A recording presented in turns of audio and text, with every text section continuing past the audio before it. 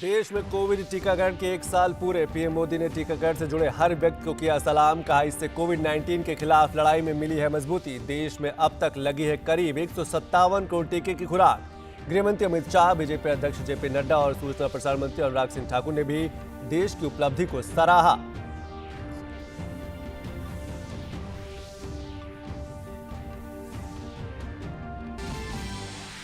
केंद्रीय स्वास्थ्य मंत्री मनसुख मांडविया ने कोरोना वैक्सीनेशन के 1 साल पूरा होने के मौके पर स्वदेशी कोवैक्सीन पर जारी किया डाक टिकट। कहा, आत्मनिर्भर भारत के सपने को साकार करते हुए देश के वैज्ञानिकों ने विकसित किया टीका।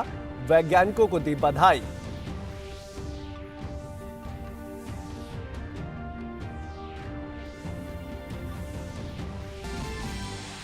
देश में पिछले 24 घंटों में कोरोना वायरस के 2,71,202 नए मामले आए सामने। ओमिक्रॉन वेरिएंट के मामले बढ़कर 7,743 मामले।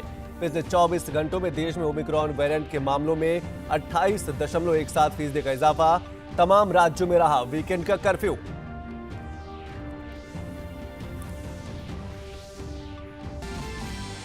चुनावी राज्यों में चढ़ रहा है सियासी पारा। पूर्व आईपीएस अधिकारी असीम अरुण बीजेपी में शामिल तो योगी सरकार के पूर्व मंत्री दारा सिंह चौहान ने थामा समाजवादी पार्टी का दामन।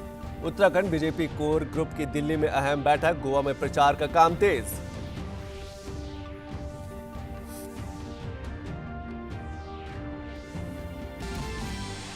इंडिया ओपन बैडमिंटन में भारत को दोहरी सफलता। लक्ष्य सेन ने जीता पुरुष एकल खिताब तो सात्विक साईराज और चिराग शेट्टी ने पुरुष युगल खिताब किया अपने नाम।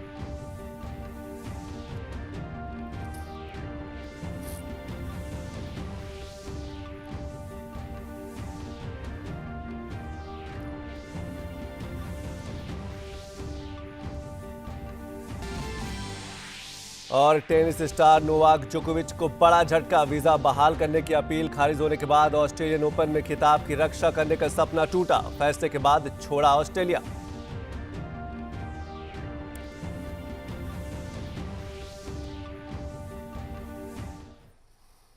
नमस्कार, मैं हूं संतोष चौधरी। खबरों पर विस्तार से नजर डालते हैं। चुनावी समर में चुनावी राज्यों में सियासी हलचल तेज है। एक और बैठकों का सिलसिला जारी है। सभी दल पार्टी प्रत्याशियों की लिस्ट तैयार करने में जुटे हैं। बीजेपी उत्तराखंड कोर ग्रुप की बैठक आज दिल्ली बीजेपी ऑफिस में हुई। वहीं चुनाव आयोग के दिशा निर्देशों के अनुसार चुनावी प्रचार भी चल रहा है और इन सबके बीच दल बदल का सिलसिला भी जारी है।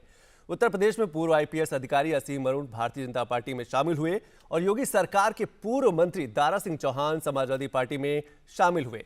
पंजाब में कांग्रेसी नेता भगवंत पाल सिंह सच्चर ने बीजेपी का दामन थाम लिया है। सर्दी के मौसम में गिरते पारे के बीच चुनावी राज्यों की सियासत का पारा खूब चढ़ रहा है। खासकर यूपी में सियासी माहौल गरमाया है। पूर्व आईपीएस अधिकारी असीम अरुण रविवार को लखनऊ में भारतीय जनता पार्टी में शामिल हुए। असीम अरुण यूपी एटीएस के आईजी रह चुके हैं और उन्होंने कानपुर में पुलिस आयुक्त के पद से हाल ही में इस्तीफा दिया है।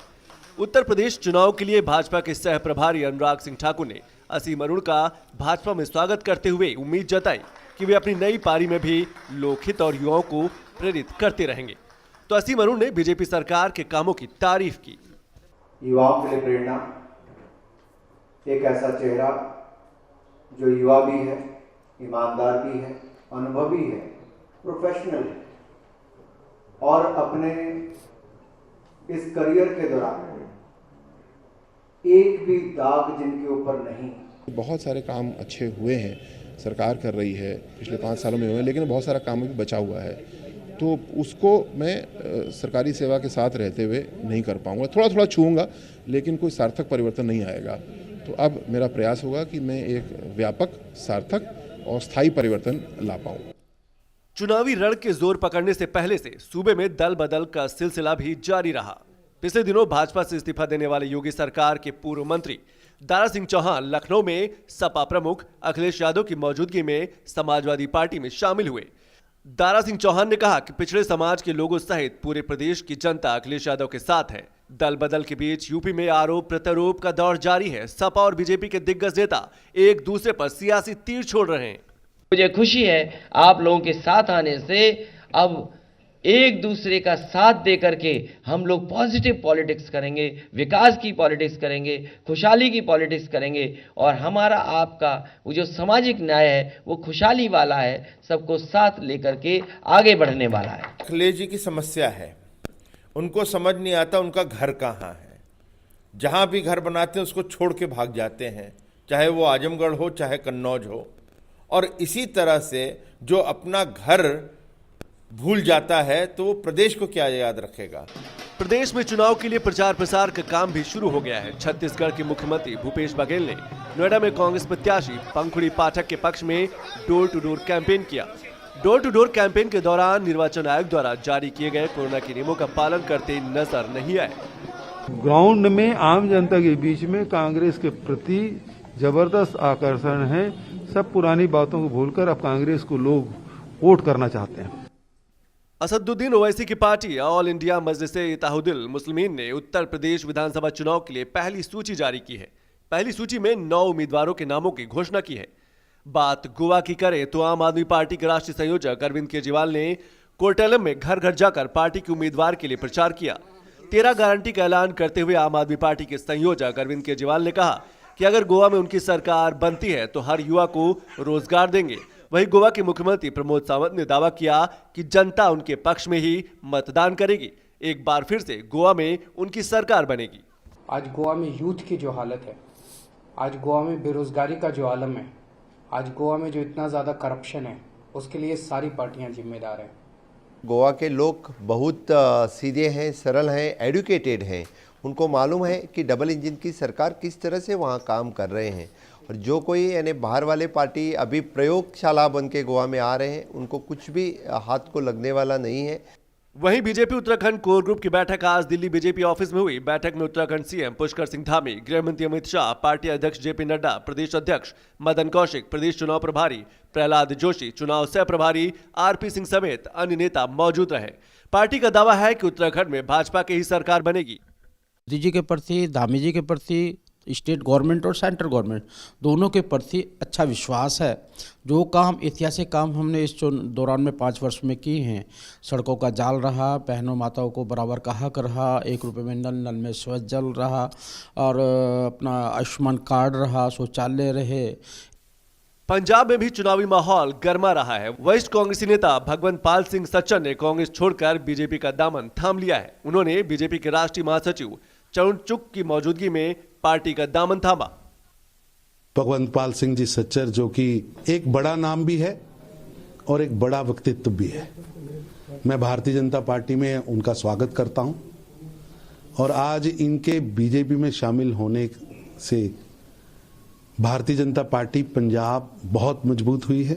कांग्रेस ने अपने उम्मीदवारों की एक सूची जारी कर प्रचार अभियान में तेजी लाने की कोशिश की है। कुल मिलाकर धीरे धीरे सभी राज्यों में प्रचार गर्मा रहा है। Bureau report, DD news. और अभी वक्त है एक छोटे से ब्रेक का। देखते रहिए डीडी न्यूज।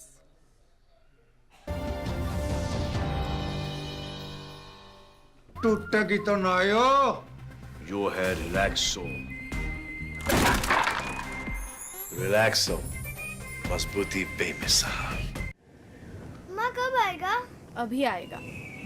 अरे बोलो ना माँ, कब आएगा? बोला ना, अभी आ जाएगा। ये ले, आ गया कुआं। अरे कुआं नहीं माँ, हमारे घर नल से जल कब आएगा?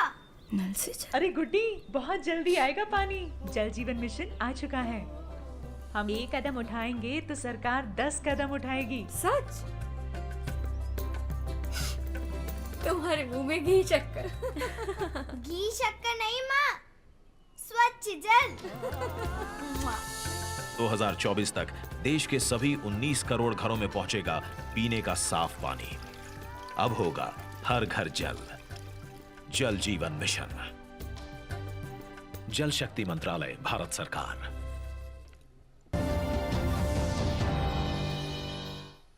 और ब्रेक के बाद आप सभी का स्वागत है। कोविड काल में भारत ने कई मोर्चों पर विश्व के सामने उदाहरण प्रस्तुत किया है, जिनमें से अहम है कोविड टीकाकरण, जिसका 1 साल पूरा हो गया है। हमारे डॉक्टरों, नर्सों और स्वास्थ्य कर्मियों की असाधारण भूमिका, देशवासियों की जन भागीदारी और सरकार के प्रयासों से ही भारत विश्व के सबसे बड़े टीकाकरण अभियान को सबसे तेजी से आगे बढ़ा पाया है। एक साल में 157 करोड़ से ज्यादा वैक्सीन डोज लगाई जा चुकी हैं। कोरोना के खिलाफ देश में शुरू हुआ कोरोना वैक्सीनेशन को आज एक साल पूरा हो गया है। बीते साल 16 जनवरी को देश में कोरोना वैक्सीनेशन की शुरुआत हुई थी। कोरोना के खिलाफ जंग में सबसे कारगर सुरक्षा कवच के एक साल पूरा होने पर प्रधानमंत्री नरेंद्र मोदी ने देशवासियों को बधाई दी। उन्होंने ट्वीट कर कहा है कि आज हम टीकाकरण अभियान में एक साल पूरा होने को मना रहे हैं। मैं टीकाकरण अभियान से जुड़े प्रत्येक व्यक्ति को सलाम करता हूं। हमारे टीकाकरण कार्यक्रम में कोविड-19 के खिलाफ लड़ाई में काफी मजबूती दी है। इस अभियान ने जीवन को बचाने और इस प्रकार आजीविका की रक्षा करने के लिए प्रेरित किया है। हमारे डॉक्टरों, नर्सों और स्वास्थ्य कर्मियों की भूमिका असाधारण है। हम जब दूर दराज के इलाकों में लोगों का टीकाकरण करते हुए या हमारे स्वास्थ्य कर्मियों को वहाँ टीके लेते हुए देखते हैं तो हमारा हृदय गर्व से भर जाता है। केंद्रीय स्वास्थ्य मंत्री मनसुख मांडविया ने कोरोना वैक्सीनेशन के एक साल पूरा होने के मौके पर एक डाक टिकट जारी किया। स्वास्थ्य मंत्री ने वैज्ञानिकों को बधाई देते हुए कहा, पीएम मोदी के आत्मनिर्भर भारत के सपने को एक साल में पूरा करने के लिए देश के सभी लोगों ने मिलकर प्रयास किया है। एक वर्ष में हमने जो सिद्धि हासिल की है उससे देश तो गौरवान्वित है ही, लेकिन दुनिया भी इंडिया की वैक्सीनेशन ड्राइव से बहुत आश्चर्यचकित है। एक वर्ष में 156 करोड़ से अधिक डोज देश में एडमिनिस्टर हो चुके हैं। इतना ही नहीं, 135 करोड़ की आबादी वाला देश, ह्यूज पॉपुलेशन, ह्यूज डाइवर्सिटी,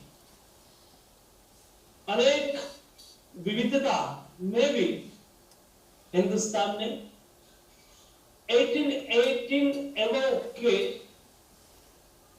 93% लोगों को फर्स्ट डोज एडमिनिस्टर कर दिया।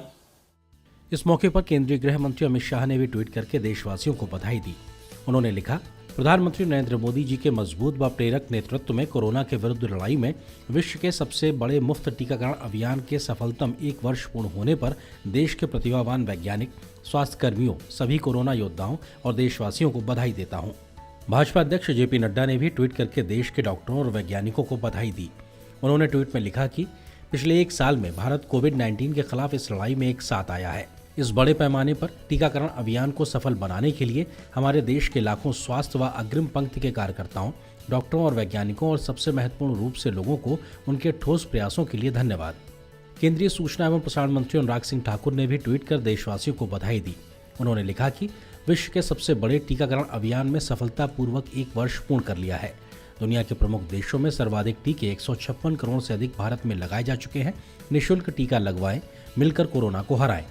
कोविड टीकाकरण से जुड़े देशवासियों ने भी विश्व के सामने मिसाल पेश की है। आज एक साल पूरा हुआ है जो अभियान हमने चालू किया था, जिस मकसद से कि अच्छे 100% लोगों को, पूरे सभी लोगों को हम वैक्सीनेशन करके वैक्सीनेट करें। गवर्नमेंट ने ये जो फैसिलिटी दी है इस महामारी के लड़ने के लिए बहुत अच्छा काम किया है। कोविड टीकाकरण के सफर पर अगर नजर डालें तो पिछले वर्ष 16 जनवरी को स्वास्थ्य कर्मियों के टीकाकरण के साथ इस कार्यक्रम का शुभारंभ हुआ था। उसके बाद बीते साल 2 फरवरी को अग्रिम पंक्ति कार्यकर्ताओं का टीकाकरण शुरू हुआ। बीती 1 मार्च को 60 से अधिक आयु वर्ग और अन्य बीमारियों से ग्रस्त 45 वर्ष से अधिक उम्र के लोगों का टीकाकरण शुरू किया गया। 1 मई 2021 से 18 वर्ष से अधिक आयु वर्ग के सभी युवाओं को कोविड रोधी टीके लगाए जाने की शुरुआत हुई। स्वास्थ्य कर्मियों, अग्रिम पंक्ति के कार्यकर्ताओं और 60 वर्ष से अधिक व्यक्ति के लिए एहतियाती टीके लगाने का अभियान इसी साल 10 जनवरी से शुरू हुआ। इसी महीने की 3 तारीख से 15 से 18 आयु वर्ग के किशोरों का टीकाकरण भी आरंभ हुआ है। भारत को कोरोना रोधी टीकाकरण अभियान दुनिया का सबसे बड़ा टीकाकरण अभियान है। देश में पहला मामला आने के 11 महीने के भीतर टीकाकरण की शुरुआत हुई थी। एक साल में 156 करोड़ से ज्यादा वैक्सीन डोज लगाई गई हैं।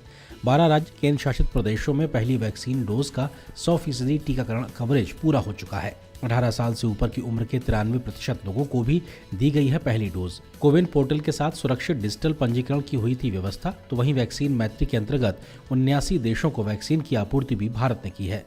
आज का दिन पूरे भारत के लिए, हम सब के लिए एक बहुत ही गर्व का दिन है। जिस माहौल से पूरी दुनिया निकल रही है, एक बहुत बड़ी चुनौती का सामना कर रही है, आज जो हमने वैक्सीनेशन ड्राइव के अंदर एक बड़ा कीर्तिमान हासिल करा है, ये सिर्फ कीर्तिमान ही नहीं है, ये हमारी एक बहुत बड़ी आबादी की जनसंख्या की सुरक्षा के अंदर भी एक बहुत ही अहम और बड़ा कदम है। विश्व स्वास्थ्य संगठन से लेकर विश्व के तमाम देश भी विश्व की दूसरी सबसे बड़ी आबादी वाले देश भारत के इस टीकाकरण अभियान और इसके जरिए भारतवासियों के कोरोना से बचाव के प्रयासों की सराहना कर रहे हैं, जो विश्व के सामने एक सफल टीकाकरण मॉडल प्रस्तुत करता है। Bureau report, DD news. और कोरोना की बात करें तो देश में पिछले 24 घंटों में 2,71,000 से ज्यादा नए मामले सामने आए। हालांकि अपने अपने स्तर पर राज्य सरकारें भी हालत नियंत्रित करने में जुटी हुई हैं। तमाम राज्यों में आज वीकेंड कर्फ्यू रहा। तमिलनाडु में एक दिन का संपूर्ण लॉकडाउन रहा और मौजूदा हालात देखते हुए उत्तर प्रदेश के सभी स्कूल कॉलेज 23 जनवरी तक बंद कर दिए गए हैं। आइए देखते हैं कि कैसे हैं राज्यों में कोविड के हालात। कोरोना से निपटने के लिए तमाम राज्य सरकारें हर जरूरी कदम उठा रही हैं ताकि इस पर जल्द से जल्द नियंत्रण पाया जा सके। तमाम राज्यों में रविवार को वीकेंड कर्फ्यू रहा। दिल्ली में बाजारें और सड़कें सुनसान रही। जम्मू कश्मीर के श्रीनगर में वीकेंड लॉकडाउन के दौरान दुकानें बंद दिखी। वीकेंड लॉकडाउन के दौरान जरूरी सेवाओं की अनुमति है। रविवार को तमिलनाडु में एक बार फिर से संपूर्ण लॉकडाउन रहा। तमिलनाडु सरकार ने हफ्ते में एक दिन रविवार को संपूर्ण लॉकडाउन लगाने की घोषणा की है। जयपुर में वीकेंड कर्फ्यू के दौरान दुकानें बंद दिखी।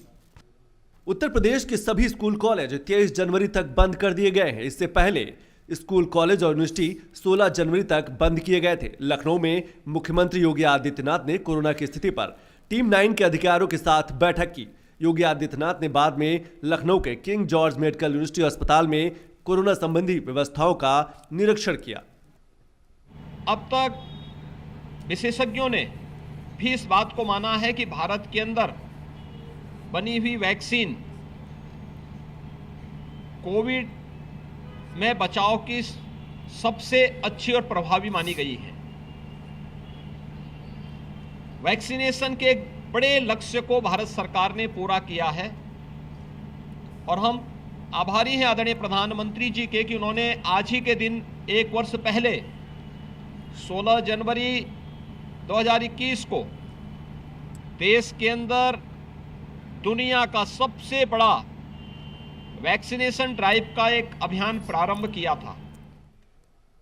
मध्य प्रदेश के मुख्यमंत्री शिवराज सिंह चौहान ने भोपाल में स्थित जयप्रकाश अस्पताल टीकाकरण केंद्र का निरीक्षण किया। उन्होंने कहा कि अस्पताल में भर्ती होने की संख्या बहुत कम है और जो भर्ती हैं उनमें ऑक्सीजन लगने की संख्या भी बहुत कम है।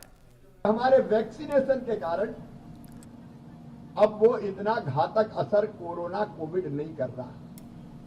ज्यादातर लोग घरों में ही ठीक हो रहे हैं, होम आइसोलेशन में ठीक हो रहे हैं। अस्पताल में भर्ती होने वाली संख्या बहुत कम है।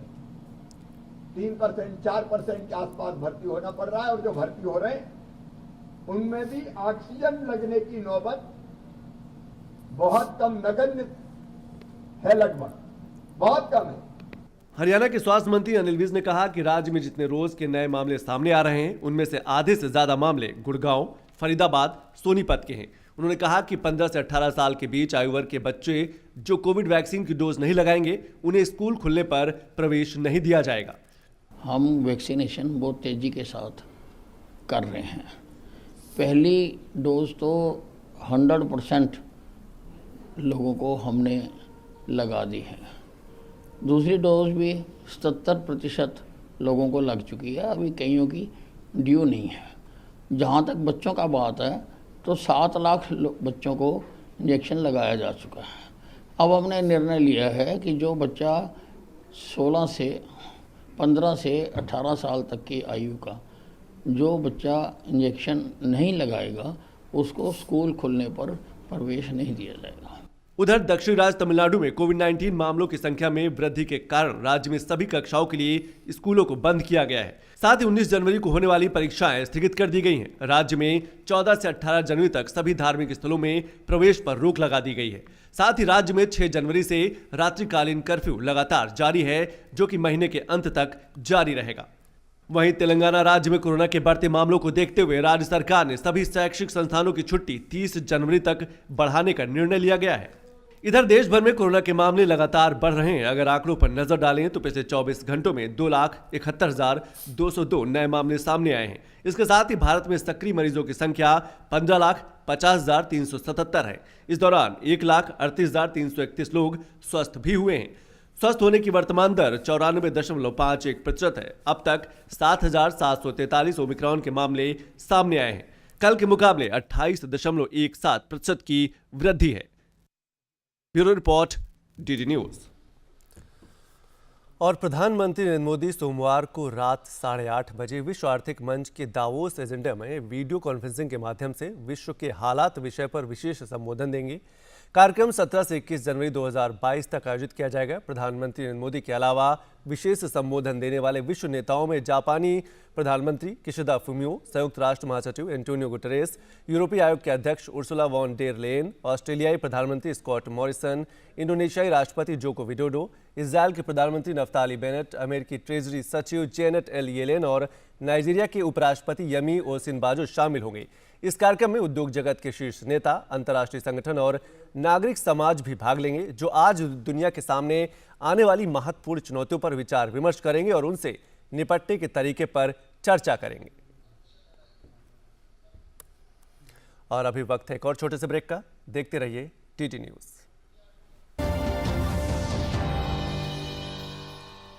टूटेगी तो ना जो है रिलैक्सो। रिलैक्सो, मजबूती बेमिसाल। तो ब्रेक के बाद आप सभी का स्वागत और बात कर लेते हैं बदलते मौसम की। दिल्ली एनसीआर में पिछले 3 दिनों से शीतलहर जारी है। आधी जनवरी बीतने के बाद पिछले 3 दिनों से कड़ाके की ठंड पड़ रही है। इसके साथ ही देर से ही सही इस ठंड में कोहरे की उपस्थिति भी नजर आई।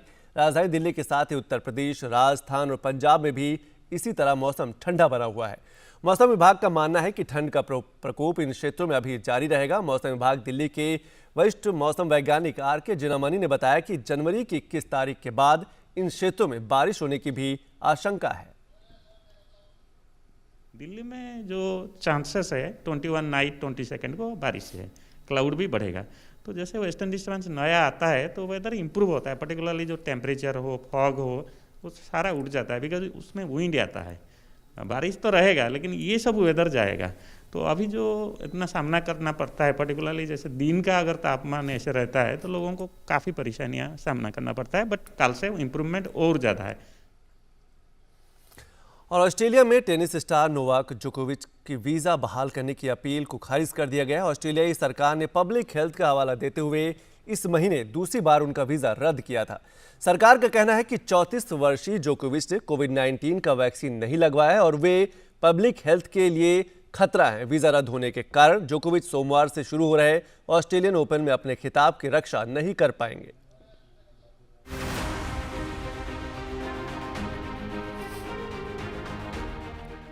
सर्बिया के टेनिस स्टार, दुनिया के नंबर 1 टेनिस खिलाड़ी नोवाक जोकोविच ऑस्ट्रेलियन ओपन में नहीं खेल पाएंगे। Chief justice of the federal court ने सरकार के फैसले को कायम रखते हुए जोकोविच के ऑस्ट्रेलियाई वीजा बहाल करने की अपील को खारिज कर दिया है। अब जोकोविच सोमवार से शुरू हो रहे ऑस्ट्रेलियन ओपन में हिस्सा नहीं ले पाएंगे।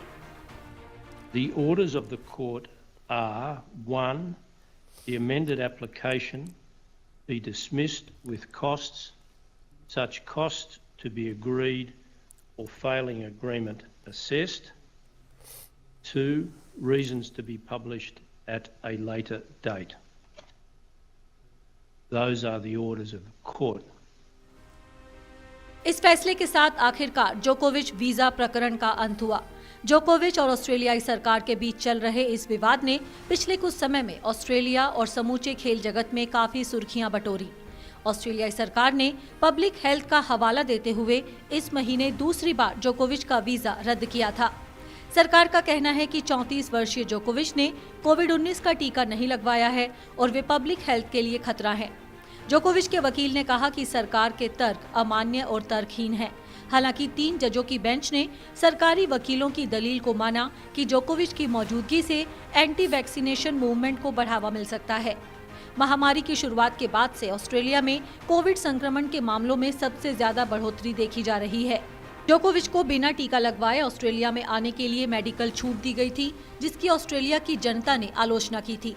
जोकोविच का वीजा पहले 6 जनवरी को रद्द किया गया था, जिसके बाद से वे मेलबर्न में एक डिटेंशन होटल में रह रहे थे। एक अदालत ने सही प्रक्रिया का पालन न किए जाने का हवाला देते हुए उस फैसले को पलट दिया था। हालांकि पिछले शुक्रवार को सरकार ने हस्तक्षेप किया और फिर से जोकोविच का वीजा रद्द कर दिया गया। ऑस्ट्रेलियाई सरकार ने लगातार यही कहा है कि महामारी के दौरान लागू किए गए कड़े नियम सबके लिए समान हैं और कोई इनसे ऊपर नहीं है। बहरहाल वीजा रद्द होने के साथ ही 20 बार के ग्रैंड स्लैम चैंपियन नोवाक जोकोविच का ऑस्ट्रेलियन ओपन में अपने खिताब की रक्षा करने का और रिकॉर्ड 21वां ग्रैंड स्लैम जीतने का सपना टूट गया है। नोवाक जोकोविच ने बयान जारी किया कि वे वीजा रद्द होने के फैसले से बेहद दुखी हैं। उन्होंने कहा कि वे फैसले का सम्मान करते हैं और अधिकारियों के साथ पूरा सहयोग करेंगे। उन्होंने उम्मीद जताई कि अब सबका ध्यान टेनिस और ऑस्ट्रेलियन ओपन पर रहेगा, जो सोमवार से शुरू हो रहा है। वहीं ऑस्ट्रेलिया के प्रधानमंत्री स्कॉट मॉरिसन ने बयान जारी कर फेडरल कोर्ट के आदेश का स्वागत किया। उन्होंने कहा कि इस फैसले से हमारी सीमाओं को मजबूत करने और ऑस्ट्रेलिया के निवासियों को सुरक्षित करने में मदद मिलेगी। उन्होंने कहा कि अब ऑस्ट्रेलियन ओपन और टेनिस का लुत्फ उठाने का समय है। साल का पहला ग्रैंड स्लैम ऑस्ट्रेलियन ओपन सोमवार से शुरू हो रहा है। पिछले साल जोकोविच ने टूर्नामेंट का पुरुष एकल खिताब जीता था। Sports desk, DD news. और अंत में बैडमिंटन कोर्ट से दोहरी सफलता की खुशखबरी है। इंडिया ओपन का पुरुष एकल खिताब भारत के लक्ष्य सेन ने जीत लिया। 20 वर्षीय लक्ष्य सेन ने मौजूदा विश्व चैंपियन सिंगापुर के लो केन्यू को 24-22, 21-17 से मात दी है। लक्ष्य इंडिया ओपन में पहली बार भाग लेते हुए खिताब जीतने वाले पहले भारतीय हैं। ये BWFA टूर में लक्ष्य का पहला सुपर 500 खिताब है। वहीं पुरुष युगल वर्ग में सात्विक साईराज और चिराग शेट्टी की भारतीय जोड़ी ने फाइनल में इंडोनेशिया के मोहम्मद एहसान और हेंड्रा सेतियावान को मात देकर खिताब जीतने में कामयाबी पाई है। भारतीय जोड़ी ने पहला गेम 21-16 से जीता। दूसरे गेम में दोनों के बीच कड़ा मुकाबला देखने को मिला। हालांकि भारतीय जोड़ी ने दूसरा गेम 26-24 से जीतकर मैच अपने नाम किया।